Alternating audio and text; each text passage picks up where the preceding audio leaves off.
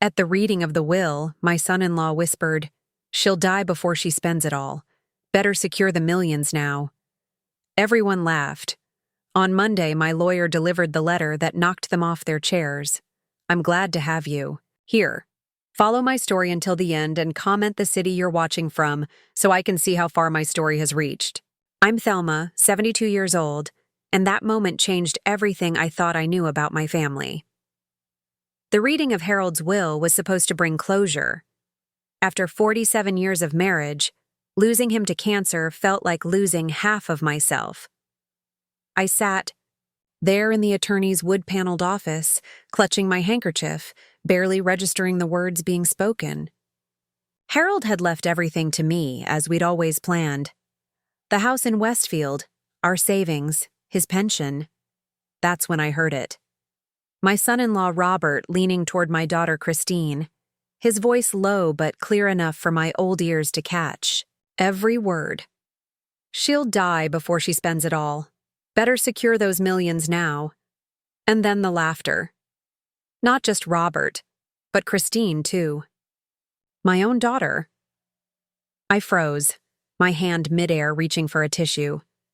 They didn't notice my reaction. They never really looked at me these days unless they wanted something. To them, I was just an old woman who happened to be sitting on a pile of money they considered their future inheritance. "Mom? Are you okay?" Christine finally asked, noticing my silence as we walked to the parking lot afterward.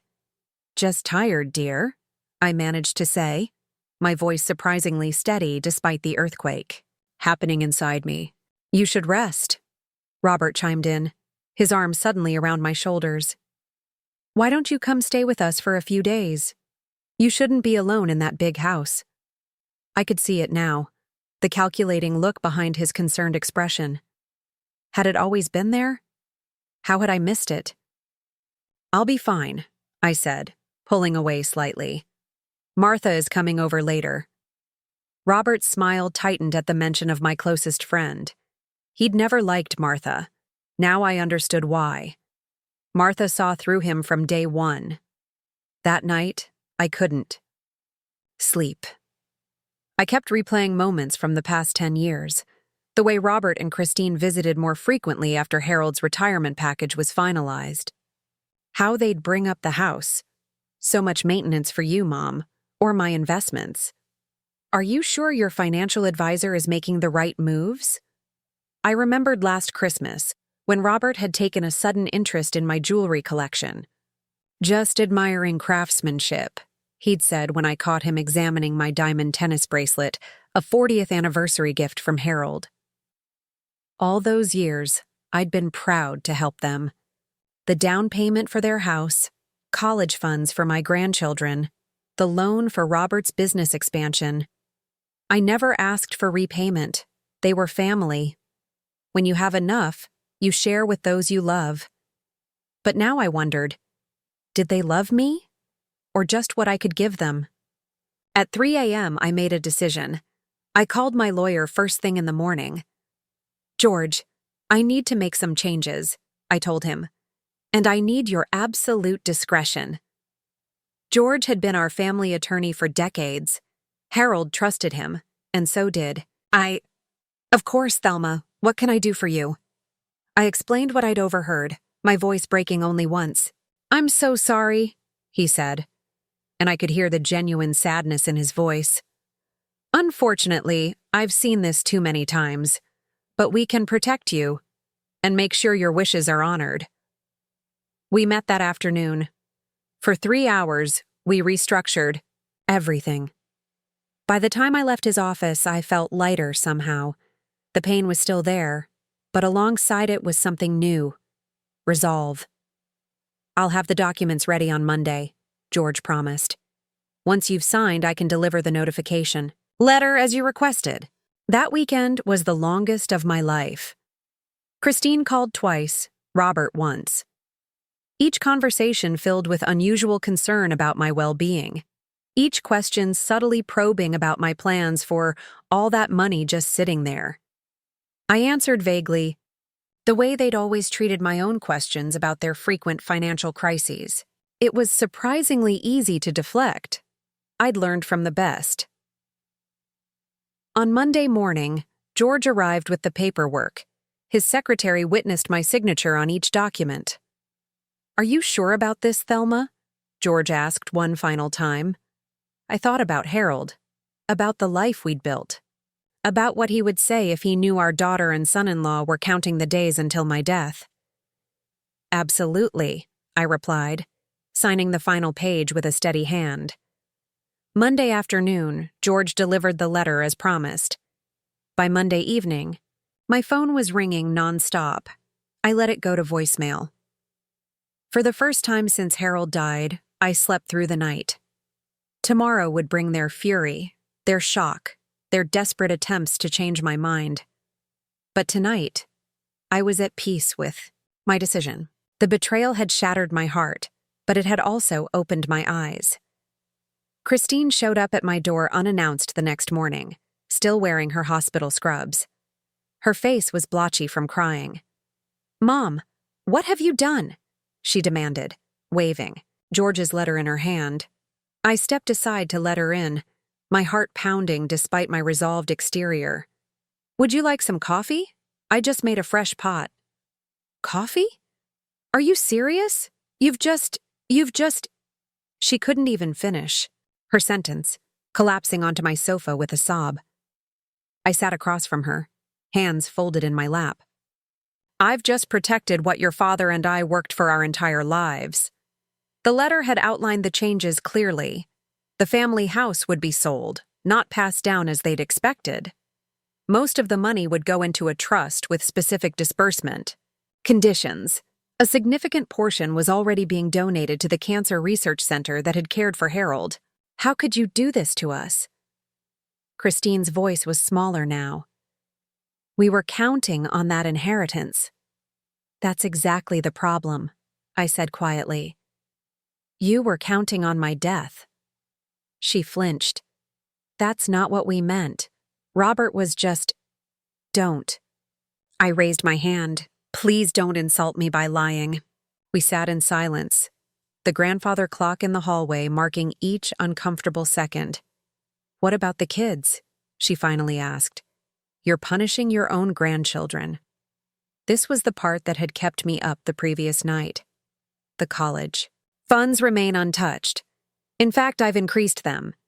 But they'll be managed by the trust, not by you and Robert." Christine's eyes narrowed. "You don't trust us." "Should I?" I asked simply. She had no answer for that. After she left, I poured myself a cup of tea and sat by the window, watching spring rain tap against the glass. I expected to feel guilty or doubt my decisions. Instead, I felt clarity. That afternoon, I drove to my grandson Jason's high school to pick him up as I did every Tuesday. At 17, he was the spitting image of Harold, same gentle eyes, same quiet thoughtfulness. "Hey, Grandma," he said, sliding into the passenger seat. Then he noticed my expression. "What's wrong? Your parents didn't call you?" He checked his phone. 3 missed calls from Mom. I was in a test. "What happened?" I pulled into the parking lot of the small ice cream shop we frequented and turned off the engine. "I need to tell you something, and I want you to hear it from me first," I explained. The situation in simple terms, omitting the cruelest details. Jason listened intently, his face serious. "I'm not surprised," he finally said, staring at his hands. "You're not?" He shook his head. "Dad's been talking about your money for years. Last month he was showing Mom brochures for vacation homes in Florida. Said they'd buy it when the time comes." I thought it was gross. My heart sank further. "I'm sorry you had to hear that." "I'm sorry they said it," Jason replied, suddenly looking much older than his years. "What are you going to do now, Grandma?" "Live," I said simply, "and make sure the money goes where it should." Over ice cream, Jason told me about his college applications and his hopes to study engineering. We didn't mention the trust or the inheritance again, but when he hugged me goodbye, he whispered, "I'm on your side, Grandma. Always." At least I hadn't lost everyone. That evening, Robert called. Unlike Christine, he skipped the emotional appeals and went straight to threats. "We'll contest this, Thelma. No judge will uphold these changes when they hear you made them immediately after Harold's death. You're clearly not in your right mind." "My doctor and therapist would disagree," I replied calmly. "George made sure everything is legally sound." "This isn't over," he growled before hanging up. I spent the next few days piecing together the extent of their financial troubles. It wasn't difficult. I just needed to look more closely at what had been right in front of me. The emergency loan Robert had requested last year hadn't gone to business expansion as claimed. County records showed a lien against their house had been resolved that same week. They were nearly in foreclosure, and I had unknowingly saved them. Credit card statements I'd helped Christine organize after Harold's funeral showed massive debt, luxury purchases, expensive restaurants, a vacation to Bali. They were living far beyond their means, spending money they didn't have, confident that my millions would eventually erase their recklessness. Most disturbing was what I found when I checked the college savings accounts I'd established for the grandchildren. The balances were significantly lower than they should have been. Someone had been making withdrawals, small enough to stay under my radar, but substantial over time. Only Christine had access besides me. I sat at my kitchen table, surrounded by financial statements and bitter revelations, and felt a strange calm settle over me. This wasn't just about an insensitive comment overheard at a vulnerable moment. This was about years of deception and entitlement.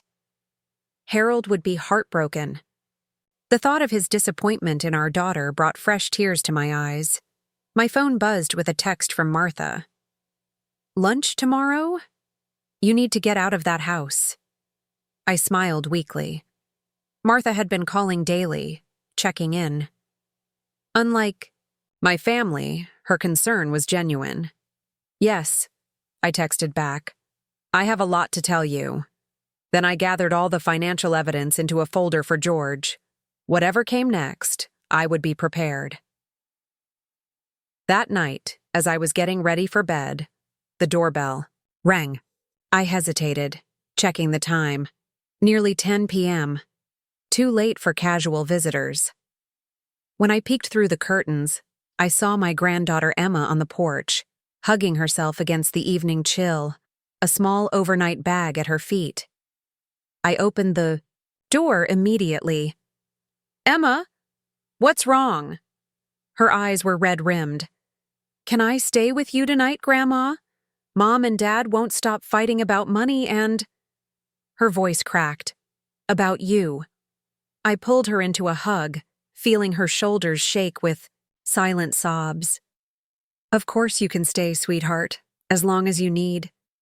As I made up the guest bed, I realized the true cost of Robert and Christine's greed was higher than I'd calculated.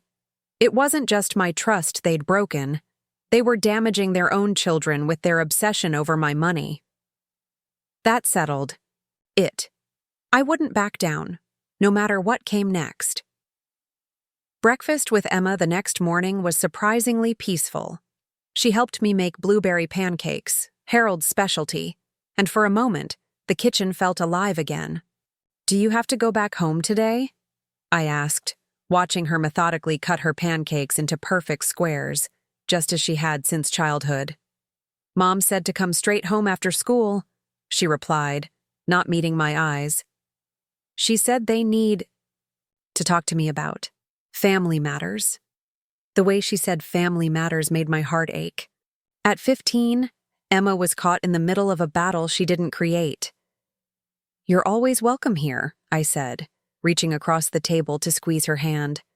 "No matter what." After dropping Emma at school, I headed straight to George's office. My lawyer looked tired, deep lines etched around his eyes. "Robert's lawyer called yesterday," he said, gesturing for me to sit. "They're suggesting you underwent undue emotional distress when making these changes." I placed the folder of financial documents on his desk. "I expected as much. That's why I brought these." George reviewed the evidence methodically, The mysterious withdrawals from the grandchildren's college funds, the foreclosure notice on Christine and Robert's house that coincided with their emergency loan request, the credit card statements showing their extravagant lifestyle. "This strengthens our position considerably," George said finally. "But Thelma, are you prepared for how ugly this might get? Family disputes over inheritance can destroy relationships permanently." I thought about Robert's whispered words at the will reading about Christine's tearful visit centered entirely on what she stood to lose, not what I had lost. "The relationships were already destroyed," I said quietly. I just didn't know it. Back home, I found Martha waiting on my porch with a casserole and determined expression. "You missed lunch," she said, following me inside. "So I brought lunch to you." Over chicken pot pie, I told her everything: the overheard conversation, the financial discoveries, Emma's late-night arrival. Martha listened without interrupting. Her fork paused halfway to her mouth several times in shock or dismay. "I always thought Robert was a pompous ass," she said finally. "But this goes beyond that." I laughed despite myself. Martha had never minced words. "What's your next move?" she asked. "I've made the legal changes, but that's just the beginning. I need to establish clear boundaries. No more random financial gifts or loans. No more solving their problems." Martha nodded approvingly. "And the house? You mentioned selling it in the letter?" "The house. Our home for 43 years. Every corner held memories of Harold. His reading chair by the bay window, the slightly crooked shelf he installed in the pantry, the garden he tended so carefully. "I can't stay here," I admitted. "It's too big. And now it feels tainted." Martha finished for me. "By their expectations." Exactly. We spent the afternoon researching smaller homes in the area. Nothing too far from the grandchildren, but far enough from Christine and Robert to establish some separation. By evening, I had appointments with 3 realtors to evaluate my house and 2 viewings scheduled for potential new homes. The next day brought another confrontation. Christine and Robert arrived unannounced just as I was heading out to meet the first realtor. "We need to talk about this rationally," Christine said, trying to push past me into the house.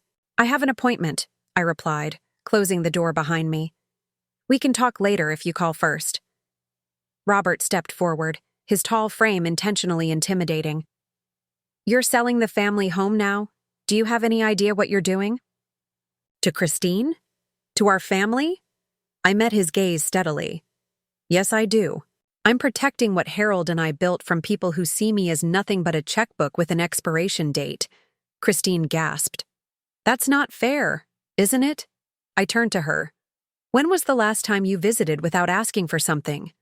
When was the last time you called just to check on me, not to see if I could watch the kids or help with some bill?" She had no answer. "And you," I said to Robert, "have been planning how to spend my money while I'm still very much alive." "Don't deny it. Jason heard you discussing vacation homes when the time comes." The color drained from Robert's face. "He's just a kid. He misunderstood." "No, he didn't. Now please move. My realtor is waiting." As I walked to my car, Christine called after me. "Mom, please. We can work this out."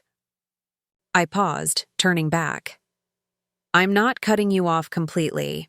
The trust will still provide for the grandchildren's education. You and Robert will receive modest yearly distributions once you've repaid what you took from the college funds." Their shocked expressions confirmed what I already knew. They never expected to be held accountable. The meeting with the realtor went well. She suggested minor updates to maximize the house's value, but overall felt it would sell quickly in the current market. As she walked through each room taking notes, I felt a strange mixture of sadness and liberation. That evening, Jason called to check on me. "Mom told me you're selling the house," he said, his voice careful. "Are you okay with that?" "It's time for a change," I replied.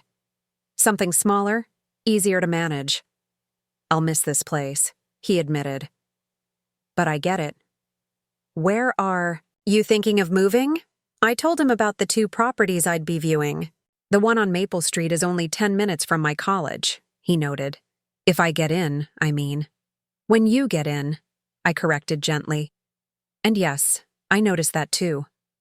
We talked for nearly an hour about his college hopes, his concerns for Emma, and finally, about his parents. They're worried, he said.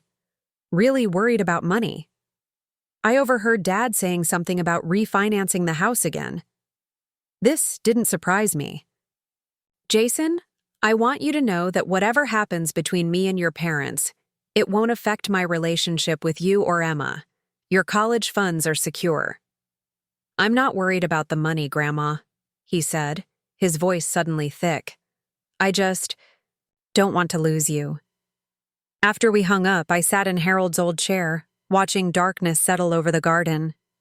The weight of the past week pressed heavily on my shoulders, but beneath it was a growing certainty. I was doing the right thing, not just for myself, but for Jason and Emma too. They needed to see that there were consequences to treating people as means to an end, even family members. Especially family members. Tomorrow, I would view potential new homes. I would meet with George to finalize the trust details. I would begin the next chapter of my life. Harold would approve, I thought. He always said we raised Christine to stand on her own 2 feet. It was time she finally learned how. 2 weeks passed in a flurry of activity. I listed the house, found a lovely garden apartment in a senior-friendly community near Jason's prospective college, and finalized the trust arrangements with George.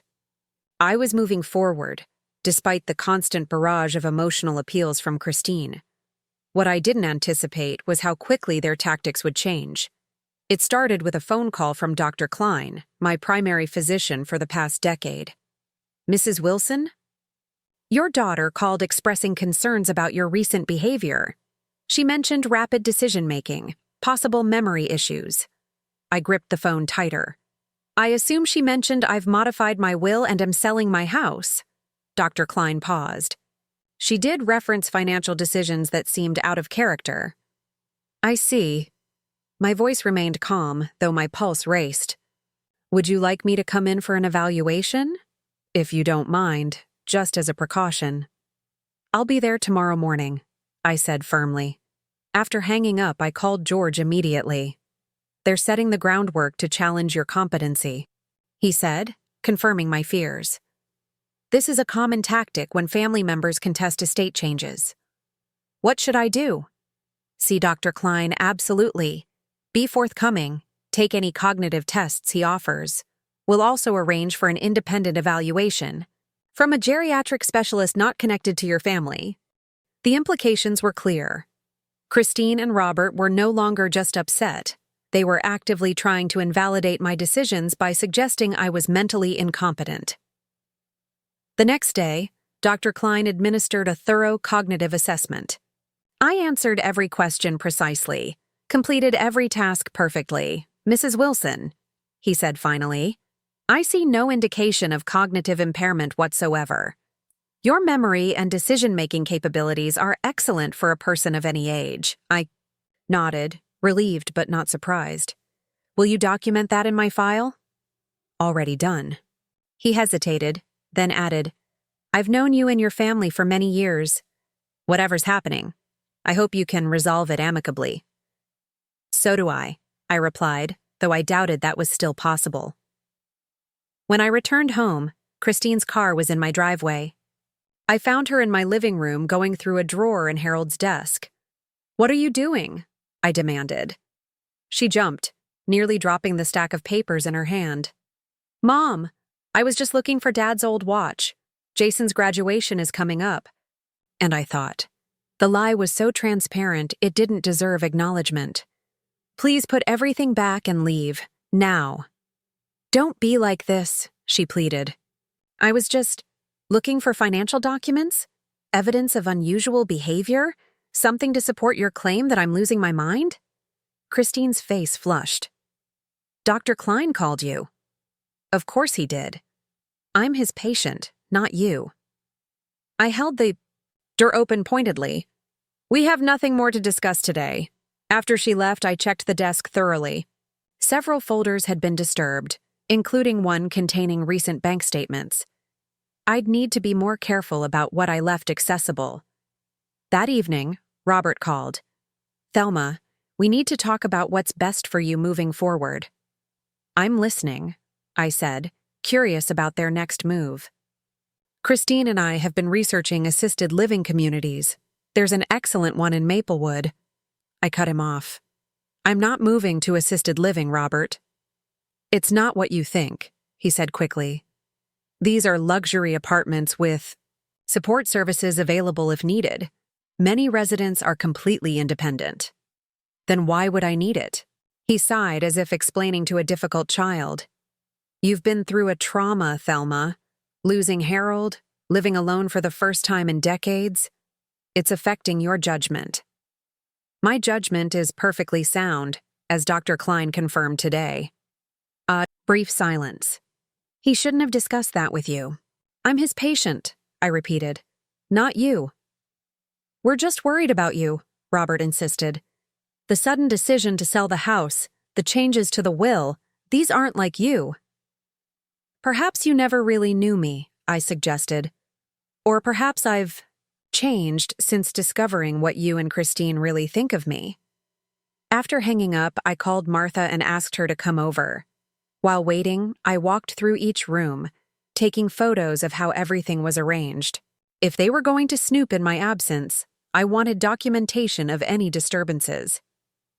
Martha arrived with a bottle of wine and her usual bluntness.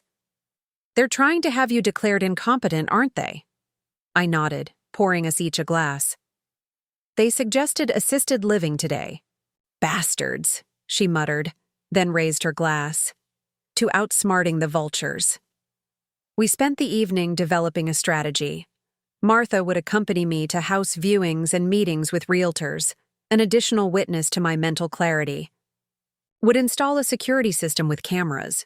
Most importantly, I would document every interaction with Christine and Robert. They're underestimating you, Martha said as she left. That's their biggest mistake. The next day brought another surprise. Robert's mother, Eleanor, called me for the first time since Harold's funeral.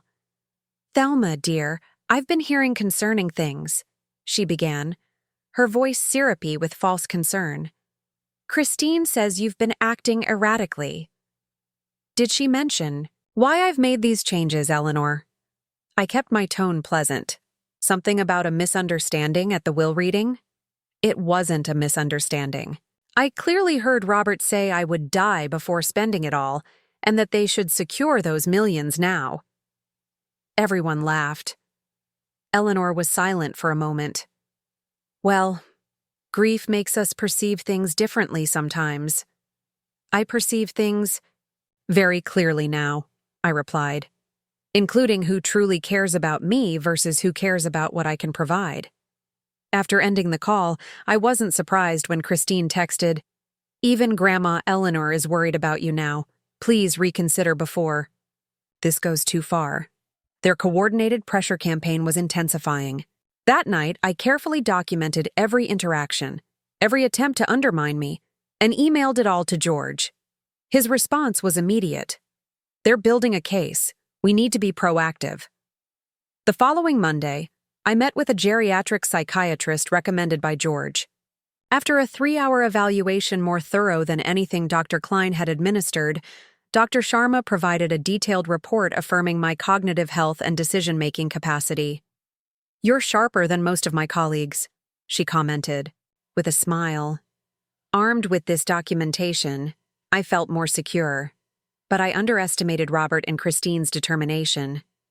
When I arrived home, they were waiting with a stranger who introduced himself as a social worker from Adult Protective Services. We've received a report of possible elder exploitation, he explained, looking uncomfortable. Your daughter and son-in-law are concerned that someone may be influencing your financial decisions. I nearly laughed at the audacity. The only people attempting to exploit me are standing right beside you. For the next hour, I calmly explained. The situation, showing the social worker my documentation, the cognitive assessments, the financial evidence of Christine and Robert's misappropriation of funds, and George's legal opinion. By the time he left, the social worker was apologizing for the intrusion. This appears to be a family dispute, not an exploitation case, he concluded. Christine was furious. You're destroying this family, Mom. No, I corrected her, suddenly exhausted by it all. Greed is destroying this family. Your greed. As they stormed out, I realized they had forced my hand. It was time to accelerate my plans. Time to show them exactly what happened when they pushed too far. I called George from my newly secured landline. I'm ready for the next step. The day of reckoning arrived sooner than expected. 3 offers came in on the house, all above asking price. I accepted the highest one, a young family with 2 children who loved Harold's garden as much as he had. They would bring new life to these old walls. That same afternoon, George called with news that the trust paperwork was finalized and ready for signatures. Everything was falling into place faster than Christine and Robert could counter. I think it's time, I told George. Let's schedule the family meeting. He agreed. Your new apartment will be ready next week. The timing works perfectly. I sent a formal email to Christine and Robert, copying Jason and Emma. Family meeting. This Saturday, 2 p.m. at my house. Attendance is mandatory for all family members. George will be present. Robert responded almost immediately. We have plans this weekend. Cancel them, I replied simply. Christine called, her voice tight with tension. What's this about, Mom? Everything, I said. It's time we put all our cards on the table. Saturday arrived with a perfect spring sky, the kind of day Harold would have spent in his garden. I prepared a light lunch. Nothing elaborate, just sandwiches and fruit. This wasn't a social occasion. George arrived first, carrying a leather portfolio and a reassuring smile. Ready? I nodded. After weeks of manipulation and undermining, I was more than ready. Jason and Emma arrived next, both looking nervous. I hugged them tightly, whispering, No matter what happens today, remember I love you both. Christine and Robert arrived last, precisely at 2 p.m. Robert's face was a mask of professional politeness. Christine couldn't quite hide her anxiety. Thank you all for coming, I began once we were seated in the living room. I've called this meeting because it's time to address what's been happening since Harold died. Robert shifted in his seat. Thelma, if this is about the changes to your will, it's about much more than that, I interrupted. It's about respect, honesty, and consequences. I turned to George, who opened his portfolio and distributed folders to each person. What's this? Christine asked, flipping through the contents. Evidence, I replied. Of financial impropriety, of attempts to have me declared incompetent, of plans to access my assets before my death. Emma gasped, looking at her parents with wide eyes. That's ridiculous, Robert sputtered. We've only ever had your best interests at heart. Really? I pulled out my phone and pressed play on a recording I'd made weeks ago at the will reading. Robert's voice filled the room. She'll die before she spends it all. Better secure those millions now. Then the unmistakable sound of laughter, Christine's included. The color drained from both their faces. You recorded us? Christine whispered. I didn't need to. I heard you clearly the first time. This recording was from George's assistant, who was documenting the will reading for legal purposes. George nodded confirmation. The recording is admissible. In court, should it come to that? I continued, my voice steady despite my pounding heart. Page 3 contains bank statements showing withdrawals from Jason and Emma's college funds. Withdrawals made by you, Christine, totaling $42,000 over the past 2 years. Jason looked at his mother in shock. You took money from our college accounts? Christine couldn't meet his eyes. It was temporary. We were going to replace it. With my inheritance, I finished for her. Except now there won't be a lump sum inheritance for you to access. Robert leaned forward aggressively.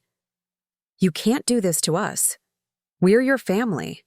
Family doesn't try to have each other declared incompetent for financial gain, I replied, gesturing to the documentation of their calls to Dr. Klein and Adult Protective Services. Family doesn't plan for someone's death to solve their financial problems. Emma was crying silently now, her shoulders shaking. Everything I've built with Harold will still benefit this family, I continued more gently, looking at my grandchildren. But with protections in place, Jason and Emma's education will be fully funded through the trust. The annual distributions to Christine and Robert will continue as long as certain conditions are met. What conditions? Robert demanded. George stepped in. Financial counseling for one, repayment of the misappropriated college funds for another, and most importantly, respect for Mrs. Wilson's autonomy and decisions. This is blackmail, Christine hissed. No, I corrected her. This is a boundary, something I should have established long ago. I stood up, signaling the end of the discussion phase. The house has been sold. I'm moving to Cedar Ridge Apartments next week. The proceeds from the sale will go into the trust, except for what I need to comfortably live on for the rest of my life, which, despite Robert's hopes, might be quite a long time yet. Robert opened his mouth to protest, but Christine placed a restraining hand on his arm, finally recognizing the futility of further argument. What happens now? Jason asked, looking between all of us. That depends on your parents, I answered honestly. I'm open to rebuilding our relationship, but only on terms of mutual respect. Christine stood abruptly. We need time to process this. Take all the time you need, I replied. The trust terms are non-negotiable. After they left, Jason and Emma stayed behind, both visibly shaken by the revelations. Did you know? Emma asked her brother, still wiping tears. He shook his head. Not all of it. Not about the college funds. I sat between them on the couch, taking their hands in mine. I'm sorry you had to hear all that. I wanted to protect you, but you're both old enough to understand the truth. Are Mom and Dad going to be okay? Emma's voice was small. Financially? Yes, if they make better choices. As for the rest, I sighed. That's up to them. Jason squeezed my hand. I'm proud of you, Grandma. Standing up for yourself like this. His words brought unexpected tears to my eyes. In all the weeks of conflict, no one had said they were proud of me. After the grandchildren left, George and I sat in the quiet house reviewing the meeting. They'll cool down eventually, he predicted. Once they realize the trust actually provides long-term security. Maybe, I said, not entirely convinced. But that's not why I did this. I know. He smiled kindly. You did it because it was right. That evening, as sunset painted Harold's garden in golden light, I walked through each room of the house one last time. This chapter was ending, but not the way Christine and Robert had planned. I placed my hand on the wall Harold and I had painted together when we first moved in. I did it, I whispered, hoping somehow he could hear. I stood up for us both. My phone buzzed with a text from Jason. Emma and I are coming to help you pack tomorrow. Love you, Grandma. Despite everything, I smiled. Not all was lost after all. 6 months can change everything. My garden apartment at Cedar Ridge bloomed with late summer flowers, brightening the small patio where I now spent my mornings with coffee and a book. The space was modest compared to the family home, just 2 bedrooms and a cozy living area. But it felt right. It felt like mine. The doorbell chimed, and I smiled, knowing who it would be. Saturday mornings belonged to Jason and Emma now. Grandma! Emma rushed in, carrying a bakery box. At 16, she'd grown more confident since the family confrontation. less worried about pleasing everyone. I brought those lemon scones you like, Jason followed with his laptop. And I've got the college applications ready to review. The past 6 months had created a new rhythm for us.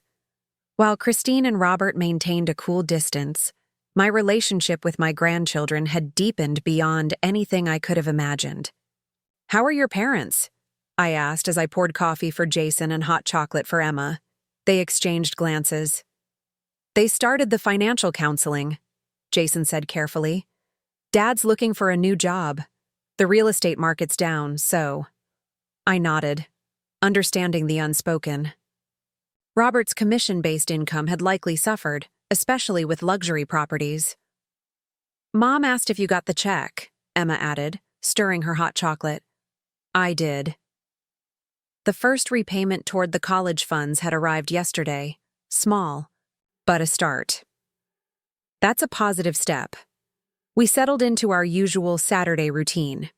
College applications for Jason, who would be graduating in the spring, and art projects with Emma. Today, she was organizing photos for a scrapbook. "I found these at Dad's office," she said, spreading out old pictures of Christine as a child. "He was cleaning out filing cabinets and didn't want them." My heart twinged as I looked at the faded photographs. Christine on her first bicycle, at her 8th grade graduation, building sandcastles with Harold at the beach. Memories from before money and status became her measuring sticks for success. "Your mother was always determined," I told Emma. "Even as a little girl. She knew what she wanted and went after it." "Like you," Emma observed, glancing up with a smile. The comparison startled me. I'd never thought of Christine and myself as similar. "Maybe," I conceded, "though I hope I've been wiser about what's truly worth wanting." By afternoon, Jason had submitted 3 college applications, all to schools within an hour's drive. "I want to be able to come over easily," he explained when I asked about his choices, "especially during freshman year." His consideration warmed my heart. "You know I'll be fine either way. Don't limit your options because of me." He shook his head firmly. "It's not just for you. I need this too." After the grandchildren left, I prepared for my weekly dinner with Martha. Our friendship had only strengthened through the family crisis, and she'd become a regular fixture in my new life. "The place looks more like you every time I visit," she remarked, admiring the new bookshelves Jason had helped install. "Less Harold, more Thelma." I hadn't thought about it that way, but she was right. The house had been filled with Harold's preferences: dark wood furniture, landscape paintings, heavy drapes. Here, I'd chosen lighter pieces, colorful textiles, and photographs of places I hoped to visit. "I'm finding myself again," I admitted, serving the vegetable lasagna we'd made together the previous week. Parts of me that got lost somewhere along the way. "Better late than never." Martha raised her wine glass in a toast. "To Thelma 2.0. We laughed, but there was truth in her jest. I was different now, stronger, clearer about my boundaries, unafraid to protect what mattered. The doorbell interrupted our dessert. Martha raised an eyebrow. "Expecting someone?" I wasn't. When I opened the door, Christine stood there, looking uncertain. "Mom," she said softly, "can we talk?" I glanced back at Martha, who was already gathering her purse. "I'll call you tomorrow," she said, giving Christine a measured nod as she slipped past. Alone with my daughter, I gestured to the living room. "Would you like some coffee? Tea?" She shook her head, perching on the edge of the sofa. "Nice place," she offered. "Cozy. Thank you." I sat across from her, waiting. Christine twisted her wedding ring nervously. "I've been seeing a therapist," she finally said. Part of the financial counseling turned into more. This surprised me. Christine had always rejected therapy, calling it unnecessary navel-gazing. "That's good," I said cautiously. "She thinks I have some issues with money and security." Christine gave a short, humorless laugh. "Obviously, right?" But it goes deeper than I realized. Back to when Dad lost his job when I was 10. I remembered that difficult year. Harold unemployed for 8 months, our savings dwindling, the constant stress. I was so scared then, Christine continued.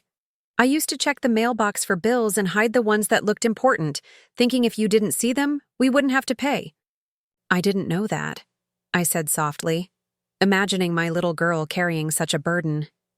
After Dad got back on his feet, I promised myself I'd never feel that insecure again. She looked up, her eyes damp. I think that's when money became everything to me. Safety, worth, status. I nodded, beginning to understand. And Robert? The same, in his way. His parents struggled too. She sighed deeply. It doesn't excuse what we did, what we said, but I'm trying to understand it, to fix it. We sat in silence for a moment, the weight of decades of misunderstanding between us. I miss Dad, she said finally. And I miss you. I'm right here, I replied gently. No, I mean the relationship we used to have. Before all this. I considered her words carefully. I'm not sure we can go back to that, Christine. Too much has happened. Her face fell.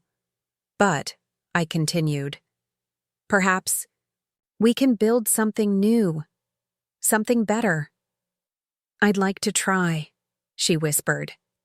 It wasn't forgiveness, not yet, but it was a beginning. After Christine left, I sat on my patio watching the stars emerge. The evening had brought an unexpected turn, a tentative olive branch after months of conflict. My phone buzzed with a text from Jason. Mom just called, said she talked to you. You okay?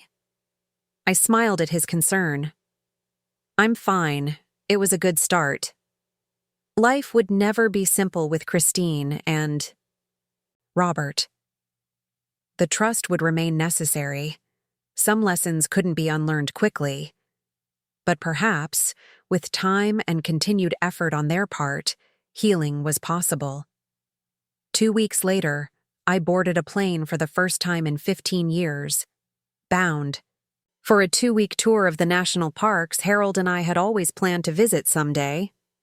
Martha sat beside me, equally excited about our adventure. Nervous? She asked, as the plane began its ascent. Not about flying, I replied, watching the familiar landscape of my life shrink beneath us. About living, at 72, with a family, in various stages of repair and a future entirely my own to shape. I felt something I hadn't experienced in years. Possibility. Harold would have approved, I thought. Not of the family conflict, but of my refusal to be diminished by it. He always said I was stronger than I knew. He was right. The plane climbed higher, carrying me toward new horizons, both literal and figurative. I had stood my ground. I had protected what mattered. And in doing so, I had discovered that the legacy worth preserving wasn't financial at all. It was dignity, self-respect, the courage to say, enough. That was the true inheritance I wanted to leave my grandchildren, and perhaps, someday even Christine would understand its value. For now, though, the journey was mine to enjoy. The road ahead open, the possibilities endless, and for the first time in longer than I could remember, I was genuinely excited to see what came next. Now I'm curious about you who listened to my story. What would you do if you were in my place? Have you ever been through something similar? Comment below, and meanwhile, I'm leaving on the final screen 2 other stories that are channel favorites, and they will definitely surprise you. Thank you for watching until here,